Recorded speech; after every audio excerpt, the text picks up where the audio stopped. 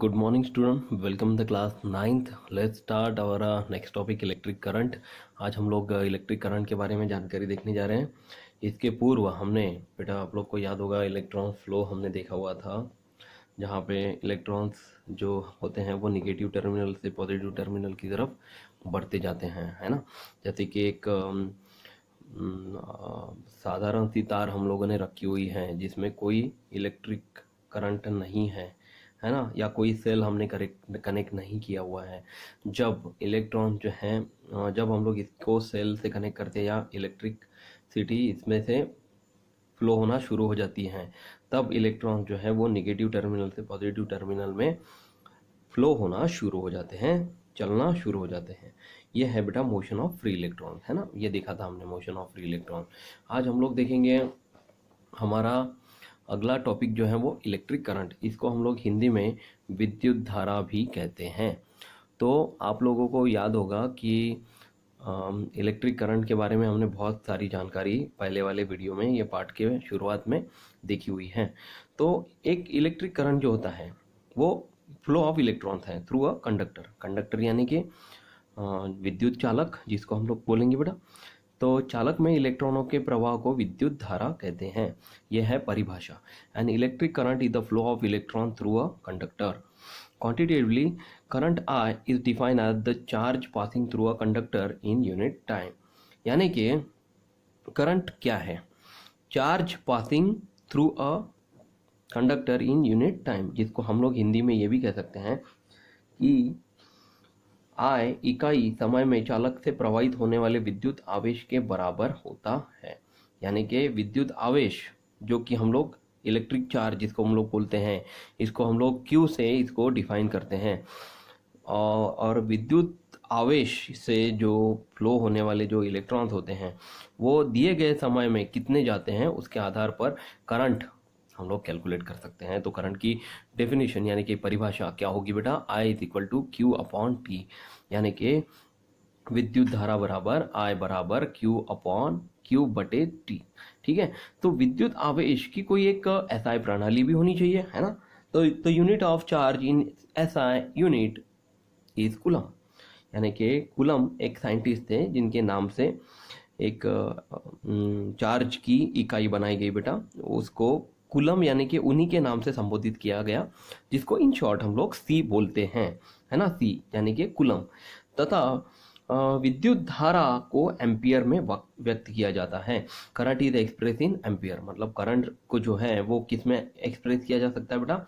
Ampere में. यानी कि A में विद्युत धारा को एक्सप्रेस किया जाता है. ठीक है. और टाइम तो आप लोग को पता ही है, सेकंड में हम लोग उसको डिफाइन करते हैं. The charge on one electron is 1.6 into 10 raised to power minus 19 coulomb, जिसको हम लोग हिंदी में 1.6 गुना 10 का घातांक ऋण 19 कूलम भी बोलते हैं. तो यहाँ पे बेटा एम्पियर की एक परिभाषा दी गई है.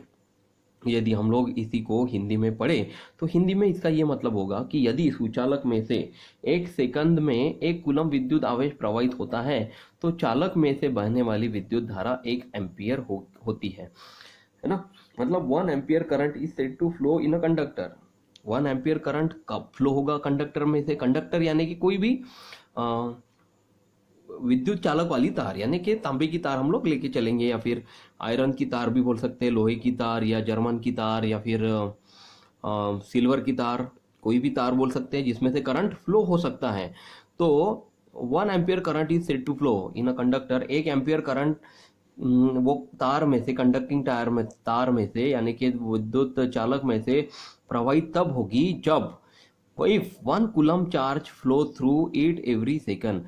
1 सेकंड में यदि 1 कूलम चार्ज, है ना, विद्युत आवेश यदि फ्लो होता है, बहने लगता है, तो उसमें से प्रवाहित होने वाला करंट होगा 1 एम्पियर. यानी इसको हम लोग ये भी बोल सकते हैं कि 1 एम्पियर करंट तभी फ्लो होगा, ये तभी बहेगा जब वो चालक में से 1 सेकंड में 1 कूलम इतने चार्ज फ्लो होंगे. ठीक है. तो ये हो गई हमारी एम्पियर की परिभाषा बेटा. ठीक है. अब हमारे सामने कुछ उदाहरण हैं. यह उदाहरणों के पहले मैं आप लोग को एक चीज बता देता हूं. जैसे कि हमने इसके पूर्व मिली वोल्ट और माइक्रो वोल्ट हमने देखा था बेटा, याद है आप लोग को? 1 milli volt is equal to 10⁻³ volt देखा था हमने, और 1 micro volt is equal to 10⁻⁶ volt देखा था। वैसे ही हम लोग को मिली एम्पियर में भी कन्वर्ट करना है। यदि हम लोग को इसकी इकाई पूछी गई तो हम लोग को आना बहुत जरूरी है ना बेटा। 1 milli ampere is equal to 10⁻³ ampere, है ना। संख्या एकदम समान है, सिर्फ v के जगह पे क्या आया, ए आया हुआ है। और 1 माइक्रो एम्पियर यानी कि क्या होता है, 10⁻⁶, यानी कि -6 एम्पियर, यानी कि 1 माइक्रो एम्पियर बराबर 10⁻⁻6 एम्पियर, और 1 मिली एम्पियर यानी कि 10⁻⁻3 एम्पियर। ओके, इसके बाद कुछ एग्जाम्पल दिए गए बेटा। A current of 0.4 ampere flows through a conductor for 5 minutes, मतलब किसी विद्युत चालक तार से 0.4 एम्पियर विद्युत धारा सतत रूप से 5 मिनट तक प्रवाहित होती है। How much charge would have pass through the conductor, तो उस तार में से प्रवाहित होने वाला विद्युत आवेश कितना होगा, है ना। ये समझ में आया बेटा ये गणित आप लोग को? इस गणित में क्या पूछा गया है कि एक करंट दिया गया है और समय दिया गया है। करंट यानी कि हम लोग को पता है ना, एम्पियर में लिखते हैं, उसको हम लोग आई से डिफाइन करते हैं। तो आई बराबर 0.4 एम्पियर, 0.4 एम्पियर। टाइम यानी कि t is equal to 5 minute, है ना। 5 मिनट यानी कि इसको सेकंड में बदलना पड़ेगा हम लोग को, तो 5 × 60 second is equal to 300 second. अब देखो बेटा हम लोग को क्या कैलकुलेट करने के लिए बोला है ना। हिंदी में यदि हम लोग बोले इसको, तो हमको इसके इसमें से बहने वाला विद्युत आवेश कितना होगा ये निकालना है, यानी कि क्यू निकालना है ना, चार्ज निकालना है। तो ये देखिए आपके सामने ये फॉर्मूला था, I is equal to Q upon T. तो Q बराबर क्या हो जाएगा, I गुना T, है ना। आराम से उसको गुना कर सकते हैं हम लोग। तो Q बराबर I गुना T, तो Q बराबर 0.4 एम्पियर इंटू 300 सेकेंड। यदि इसको हम लोगों ने गुना किया तो हमारा उत्तर आता है बेटा Q बराबर 120 कूलम, यानी कि charge passing through the conductor is equal to 120 coulomb, है ना। उस कंडक्टर में से बहने वाला जो विद्युत आवेश होगा, है ना, प्रवाहित होने वाला विद्युत आवेश होगा, वो कितना होगा, 120 कूलम होगा। ठीक है। अब हम लोग इसके सामने वाले दूसरे गणित की तरफ चलते हैं। यहाँ पे तो हमारा कोई दूसरा गणित है ही नहीं। यदि हो तो इसमें कुछ वैल्यूज हम लोग चेंज करके इस गणित को दोबारा करके देख सकते हैं। तो आप अपनी कॉपी में ये गणित उतारिए, है ना। हिंदी वाले भी बेटा आप लोग ये गणित जो है वो अपनी कॉपी में उतारना है, ठीक है। अभी तक के जितना भी पोर्शन आप लोग का हुआ है, उसके बाद जहाँ से मैं आप लोग को ये पढ़ा रहा हूँ वहाँ पे आप लोग को ये गणित आपकी कॉपी में उतारना है, ठीक है। अब हम लोग चलते हैं हमारे नेक्स्ट टॉपिक की तरफ। अपना नेक्स्ट टॉपिक है resistance and Ohm's law. Resistance and Ohm's law को हम लोग हिंदी में बोलेंगे बेटा विद्युत प्रतिरोध और ओम का नियम। क्या बोलेंगे, विद्युत प्रतिरोध और ओम का नियम, ठीक है। अब देखिए आपके सामने ओम्स लॉ लिखा हुआ है। The relationship between the current flowing through a wire and the potential difference across its end can be obtained from the law that was given by German scientist George Simon Om.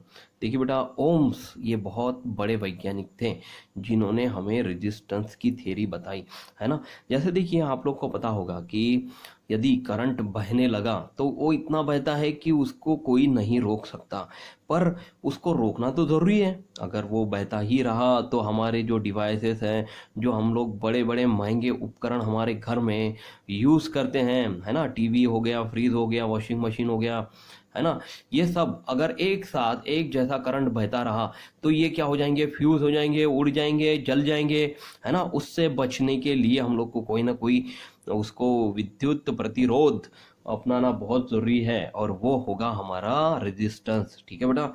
Resistance वो यानी कि विद्युत प्रतिरोध, वो क्या करता है, विद्युत को, प्रवाहित होने वाले विद्युत को प्रतिरोध करता है, रोकता है, उसको हम लोग कहते हैं रेजिस्टेंस। और ये रेजिस्टेंस सबसे पहले किसने ढूंढ के निकाले, वो थे हमारे बहुत बड़े वैज्ञानिक जिनका नाम था ओम। जैसे कूलम, जैसे हमने थोड़ी देर पहले एक चार्ज देखा है ना, चार्ज का यूनिट होता है कूलम, उसी तरह से रेजिस्टेंस का यूनिट होता है बेटा ओम। तो कूलम भी एक जैसे वैज्ञानिक थे वैसे ही ओम भी एक वैज्ञानिक थे। तो relationship between the current flowing through the wire and the potential difference across its end can be obtained from the law that was given by German scientist Simon Ohm. तो ये देखिए यहाँ पे आई और वी के बीच में कुछ रिलेशनशिप यहाँ पे बताई गई है बेटा। तो यहाँ पे आप लोगों को हिंदी में, यदि आपके सामने हिंदी की किताब है तो उसमें लिखा हुआ है, चालक में से प्रवाहित होने वाली विद्युत धारा और उस चालक के दोनों सिरे के बीच के विभवांतर में संबंध जर्मन वैज्ञानिक जॉर्ज ओम के नियमानुसार ज्ञात किया जा सकता है। तो जैसे कि ये संबंध अगर हम लोग को बताना है तो करंट और पोटेंशियल डिफरेंस के बीच में, है ना, विद्युत विभवांतर के बीच में और करंट के यानी कि विद्युत धारा के बीच में अगर हम लोग को अंतर बताना है तो हम लोग डायरेक्टली बोल सकते हैं I directly proportional to V, यानी कि in the physical state of a conductor remain constant, the current I flowing through it is directly proportional to the potential difference between its two end, यानी कि दो सिरों में से बहने वाला जो करंट होता है ना, मतलब उसको विद्युत धारा बोलते हैं। वो विद्युत धारा किसके समानुपाती होती है बेटा? विभवांतर के समानुपाती होती है, पोटेंशियल डिफरेंस के समानुपाती होती है। तो I directly proportional to V, I is equal to, हमने यहाँ पे के इज इक्वल टू कोई तो भी कांस्टेंट लिया है, तो I directly proportional to V को हम लोग is equal to K V में भी कन्वर्ट कर सकते हैं, वेयर के इज इक्वल टू कांस्टेंट, यानी कि के क्या है? स्थिरांक है। इसको यदि हमने हल किया तो आई गुना 1 के बराबर क्या हो जाएगा? वी।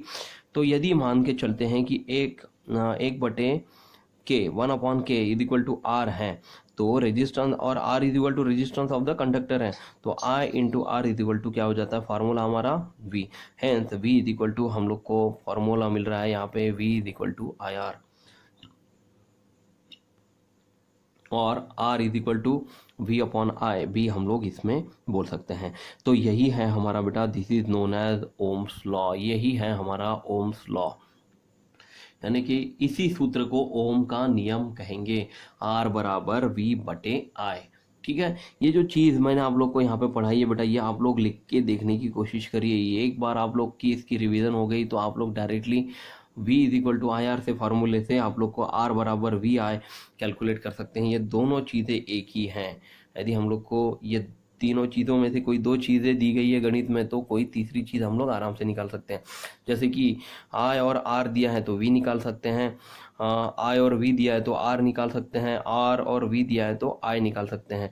इसी फॉर्मूले को थोड़ा सा तोड़ मरोड़ कर हम लोग को इस तरह से बदल कर देखना पड़ेगा, तब हम लोग आराम से इसको कैलकुलेट कर सकते हैं, और यही होगा हमारा ओम्स लॉ, यानी कि ओम का नियम। अब हम लोग इसके बाद देखते हैं बेटा, we can obtain the SI unit of resistance from the वो फॉर्मूला, मतलब हम लोग उपयुक्त सूत्र से प्रतिरोध की इकाई ऐसा ज्ञात कर सकते हैं। जैसे कि विभवांतर को वोल्ट तथा विद्युत धारा को एम्पियर में मापा जाता है। पता है ना आप लोग को कि potential difference and current are measured in volt and ampere. The unit of resistance is called ohm, और जैसे कि आप लोग को पता है कि रेजिस्टेंस का यूनिट क्या है? ओम है, तो it is indicated by the symbol ohm. तो ये सिंबल आप लोग हमेशा ध्यान में रखना, ये सिंबल है ओम का। जब भी आप लोग का रेजिस्टेंस का कोई भी उत्तर आता है गणित में, तो आप लोग उसका उत्तर ओम से ही लिखेंगे बेटा, ठीक है। जैसे कि अगर हम लोग का पोटेंशियल डिफरेंस में आंसर आ रहा है, वो पोटेंशियल डिफरेंस या कि विभवांतर क्या ज्ञात करने के लिए बोला था, कैलकुलेट करने के लिए बोला, तो आपका उत्तर वोल्ट में आएगा। अगर आपका उत्तर करंट में कैलकुलेट करने के लिए बोला है, ज्ञात करने के लिए बोला है, तो आपका उत्तर एम्पियर में आएगा। और अगर रेजिस्टेंस में कैलकुलेट करने के लिए बोला है तो उसका आंसर आपका ओम आएगा।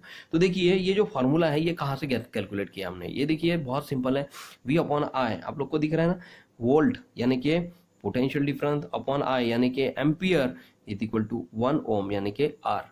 ठीक है, यही सूत्र है हमारा ओम्स लॉ का। R is inversely proportional to current, मतलब आर जो होता है वो आई से क्या होता है? इनवर्सली प्रोपोर्शनल होता है बेटा। इनवर्सली प्रोपोर्शनल को हम लोग बोल सकते हैं कि वो इसके विरुद्ध चलता है, कि आर अगर बढ़ा दिया तो आई कम हो जाएगा, और अगर आई बढ़ा दिया तो आर की वैल्यू कम हो जाती है। इसी वजह से आर और आई जो होता है वो दोनों एक दूसरे को इनवर्सली प्रोपोर्शनल होते हैं। तो यहाँ पे हम लोगों ने क्या कैलकुलेट किया है? इसका SI यूनिट में रेजिस्टेंस का फॉर्मूला क्या होना चाहिए, इसका हम लोगों ने यहाँ पे आंसर कैलकुलेट किया हुआ है। फिर हम लोग देखेंगे बेटा resistance and resistivity of a conductor. ठीक है, मतलब इसको हम लोग हिंदी में बोल सकते हैं चालक का प्रतिरोध और प्रतिरोधकता। तो जैसे आपके सामने यहाँ पे लिखा हुआ है resistance and resistivity of a conductor as shown in figure 3.4। जैसे देखिए बेटा 3.4 ये जो फिगर थी है ना, इसमें हम लोगों ने मोशन ऑफ इलेक्ट्रॉन देखा था from negative terminal to the positive terminal. मतलब जब हम लोग यहाँ पे सेल कनेक्ट करते हैं तो इलेक्ट्रॉन जो है वो अपने आप फ्लो होना चालू हो जाते हैं, बहने चालू हो जाते हैं। कहाँ से कहाँ तक बेटा, निगेटिव टर्मिनल से कहाँ तक, पॉजिटिव, मतलब उस चालक की उच्च विभव वाले सिरे से निम्न विभव वाले सिरे तक, नहीं, निम्न विभव वाले सिरे से उच्च विभव वाले सिरे की ओर वो जाने लगते हैं। थोड़ा सा हिंदी में मैं पहली बार पढ़ा रहा हूँ इसलिए थोड़ा सा प्रॉब्लम है बेटा। Negative terminal to positive terminal, यानी कि निम्न विभव वाले सिरे से उच्च विभव वाले सिरे तक वो जाना शुरू होता है। तो इलेक्ट्रॉनों का प्रवाह जो होता है विद्युत धारा ही निर्मित होती है। उससे क्या होता है, विद्युत धारा निर्मित होती है ना। Electron flow of electron direction आप लोग को पता चल गया। तो when a potential difference is applied between two end of a conductor the electron start moving from one end at lower potential to the end of the higher potential. Lower potential से higher potential की तरफ, यानी negative terminal से positive terminal की तरफ वो बहना शुरू होता है। और इस वजह से इलेक्ट्रॉन जो होता है वो क्या करते हैं बेटा, फ्लो ऑफ करंट, मतलब करंट, विद्युत धारा निर्मित करते हैं। अब ये जो विद्युत धारा निर्मित करते हैं वो जा ही रहे मूव ही होते रहे। तो moving of electron strike the atom, तब वो मूव होते होते क्या करते हैं कि उनके मार्ग में आने वाले परमाणु या आयनों से टकराते हैं। मतलब it strikes the electron strike the atoms और ions which lie along their path. उनके रास्ते में अगर कोई रुकावट आती है तो उनसे अचानक से वो टकरा जाते हैं। और सच कोलिजन में, मतलब उस टकराव की वजह से क्या होता है, causes in hindrance of the flow of electrons, hindrance of the flow of electron and oppose the current, यानी कि रुकावट उत्पन्न होती है और विद्युत धारा का विरोध होता है। और इस विरोध को ही चालक का प्रतिरोध कहते हैं। This hindrance is called the resistance of the current conductor. मतलब वो चालक का प्रतिरोध को ही हम लोग क्या बोलते हैं बेटा, इस विरोध को चालक का प्रतिरोध कहते हैं। फिर हम लोग देखेंगे रेजिस्टिविटी। ये हो गया रेजिस्टेंस यानी कि प्रतिरोधक, है ना। अब हम लोग देखेंगे प्रतिरोधकता, मतलब रेजिस्टिविटी। तो at a given temperature the resistance R of a conductor, मतलब कोई भी एक टेम्परेचर पे, मतलब मान लो कि हमने कोई एक करंट दिया है या सेल कनेक्ट किया हुआ है, और कनेक्ट करने के बाद द रेजिस्टेंस यानी कि प्रतिरोधकता आर से हम लोग डिफाइन करेंगे of a conductor depend on its length, यानी कि उस तार की या कंडक्टर की लंबाई एल से हम लोग उसको मेजर करेंगे इन एरिया ऑफ क्रॉस सेक्शन, यानी कि वो जो तार है वो चौड़ा है, बड़ा है, बहुत बड़ा है, उसका एरिया भी मैटर करता है बेटा। लंबाई तो है पर एरिया भी मैटर करता है। And the material it is made of, और वो किस मटेरियल से बना हुआ है, ये भी बहुत ज़्यादा इंपॉर्टेंट चीज़ है इसमें। तो इसको ज्ञात करने के लिए हम लोगों ने इसको एक फार्मूले के रूप में बदल दिया। तो it is the register if the resistance of a conductor is R, मतलब मान के चलेंगे कि चालक का प्रतिरोध आर है ना। तो R directly proportional to L, मतलब आर समानुपाती है एल के साथ। और also R is inversely proportional to A, इसको हम लोग आर डायरेक्टली प्रोपोर्शनल 1/a भी बोल सकते हैं, आर इनवर्सली प्रोपोर्शनल 1/a, यानी कि इसको हिंदी में हम लोग बोलेंगे आर तो स्टूडेंट्स यहाँ पे जैसे R is inversely proportional to A है, तो यहाँ पे दोनों को मिला के हम लोग इसको बोल सकते हैं ए R directly proportional to L upon A, यानी कि आर समानुपाती एल बटे ए।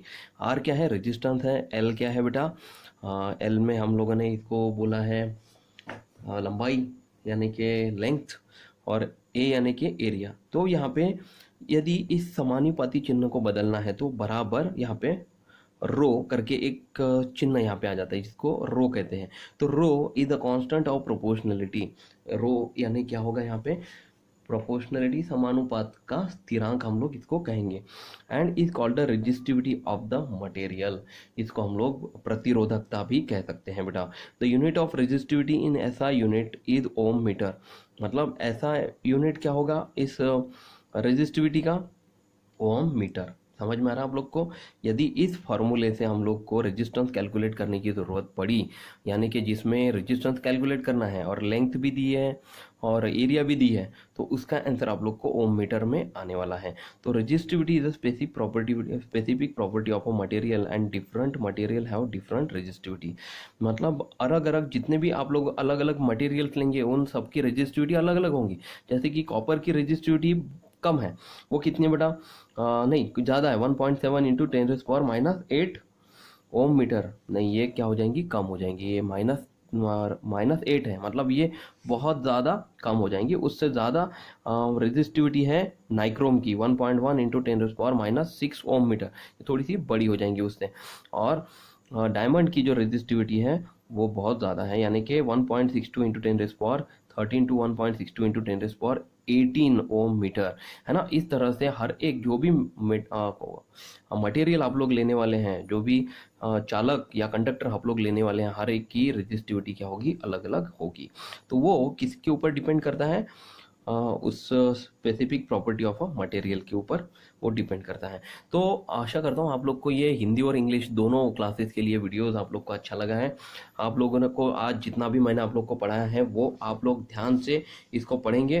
आज हमने देखा बेटा इलेक्ट्रिक करंट, फिर उसके आधार पर एग्जाम्पल्स, फिर Ohm's law, resistance, resistivity and that's it. तो अभी तक जितना हमारा पोर्शन हुआ है वो आप लोग ध्यान से पहले वीडियो से अभी तक के रेगुलर पढ़ाई करते रहिए। जितना है आप लोग को मैंने बताया है वो अच्छे से समझिए। नहीं आता है आप लोग मुझे कॉल करके पूछ सकते बेटा, लेकिन रिटर्न वर्क आप लोग अपना कंप्लीट करके रखिए, यानी कि जब कोई प्रश्न पूछा जाए तो आप लोग उसको उसके उत्तर तुरंत और आसानी से लिख पाए। तो thank you class, thank you so much, आप अपना ख्याल रखिए। Good night, so much, thank you, bye।